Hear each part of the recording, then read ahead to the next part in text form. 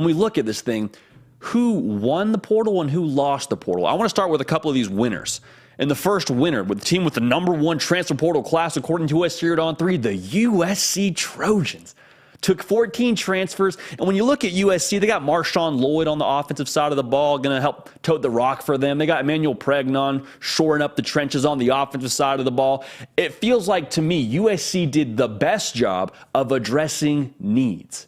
USC already a really good football team. There's a reason why they're in that top 5 range when it comes to national title odds. They did a lot to help themselves. Got a lot of really good players, specifically on the defensive side of the ball. Got Mason Cobb, linebacker from Oklahoma State, already stepping into a leadership role. You got Big Bear Alexander from Georgia, going to be wreaking havoc in the interior for the defensive line for USC. Also got Anthony Lucas, former top prospect from Texas A&M. So when you look at USC, everything that was on the wish list that you were hoping maybe Lincoln Riley would come back with from this portal haul, USC has it in spades. There's a reason why the #1 portal class for us, there's a reason why we have them as a winner. USC and Lincoln Riley continue to do their thing utilizing the portal. Now, another individual we got to talk about who's done a really good job utilizing the transfer portal, Coach Prime. And Coach Prime and company, they got the #2 portal class for us. They just flipped the entire roster. Like, when you talk about Colorado this coming season, I don't want to hear a peep about what they did in 2022. A lot of people are going to say, oh, they only won 1 game, they only this, they only that. Dude, those people that were a part of that 1-win season aren't in Boulder, Colorado anymore. Coach Prime went and got 43 transfers and counting.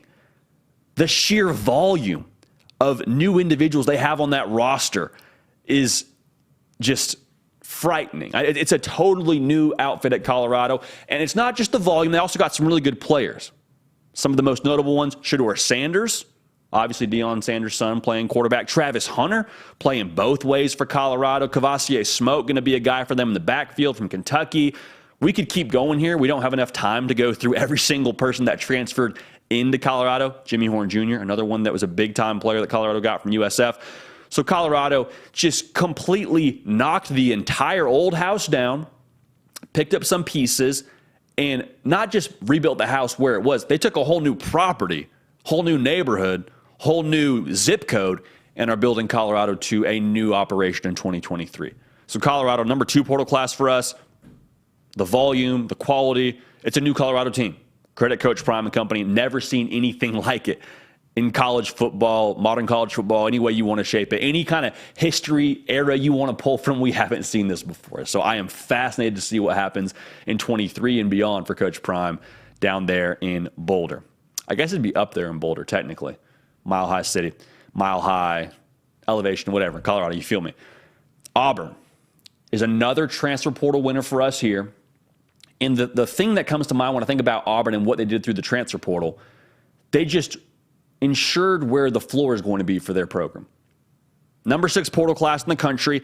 Is it going to be a mansion in 23? Is is Auburn going to be a team that wins the SEC and wins double-digit games? Like, I don't know. It's college football. It's impossible to speak in absolutes. But I think you did a better job ensuring in year 1 under Hugh Freeze that the whole floor isn't going to cave in on you. The house isn't going to collapse. You just upped the talent, because there's a lot of people in Auburn, Alabama that feel like Brian Harsin didn't do them too many favors in terms of what he left for Hugh Freeze.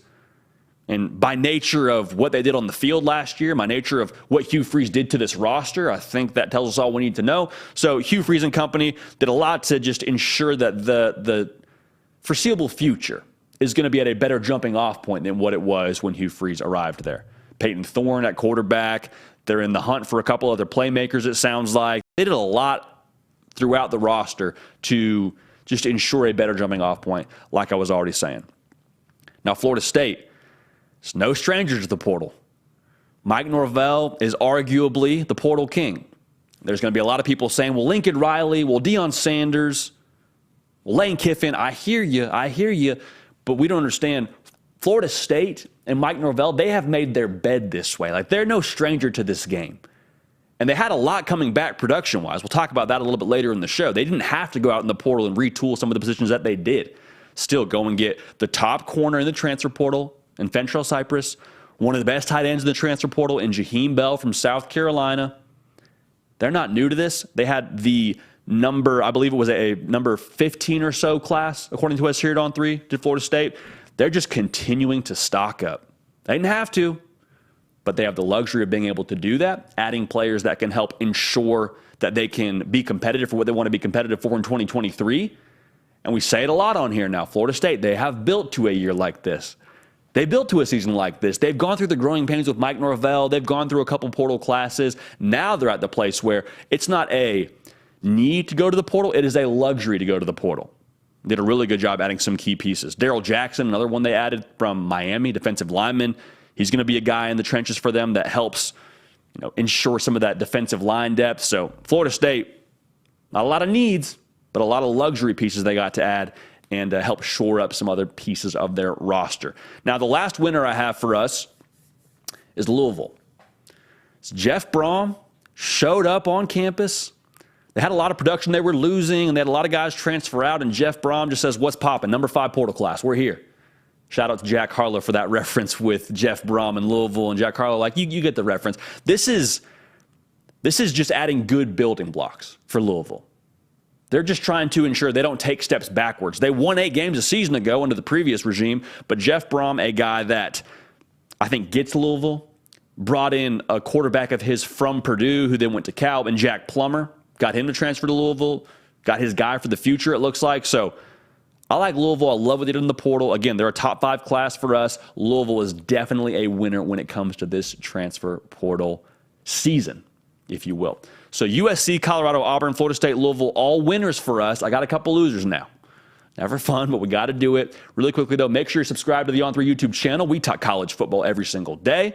Shout out to all the wonderful people listening on podcast right now, making us a part of your day. We appreciate you for that. Also, follow me on Instagram, follow me on Twitter at JDPiquel.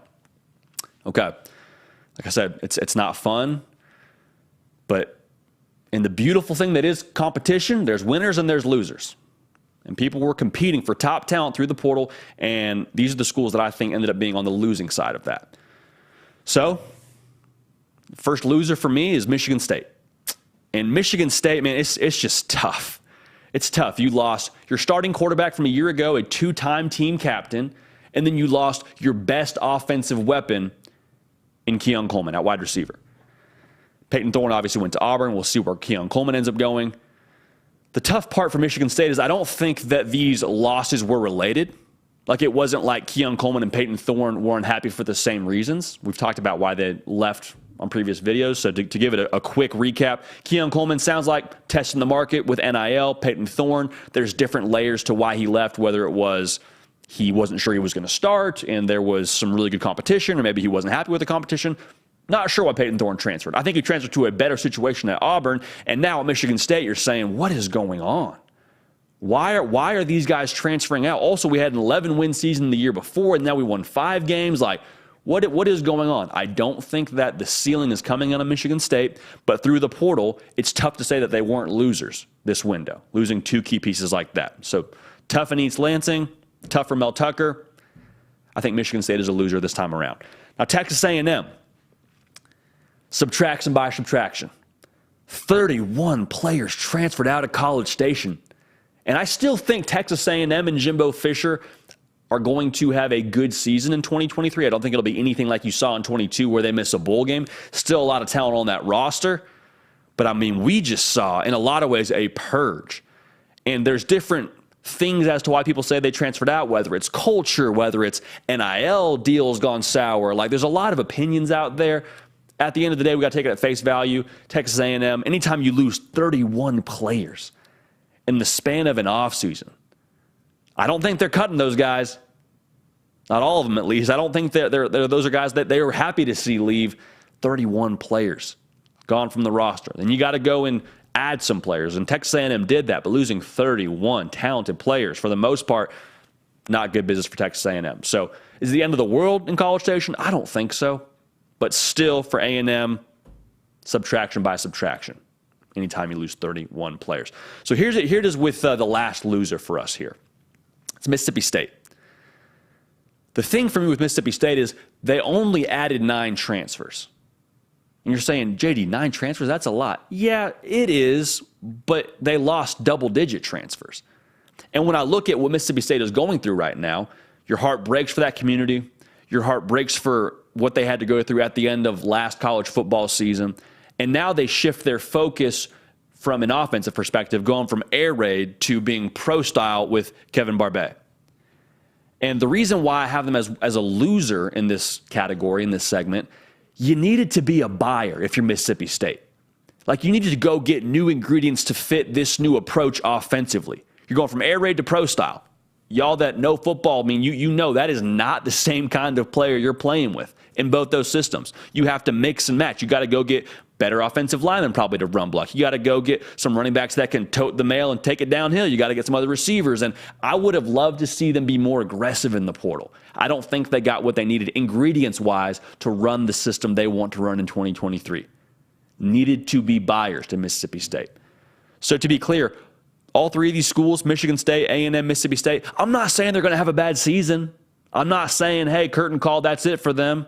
Bury them before the season even started. That's not what I'm saying. What I'm saying is I think that when it comes to this portal cycle, they're holding the short end of the stick. So winners and losers in the beautiful thing that is competition, that is the transfer portal windows in college football. But even so, we're going to get to have a better gauge for this as we get into the season and see what those transfers actually amount to in their new homes.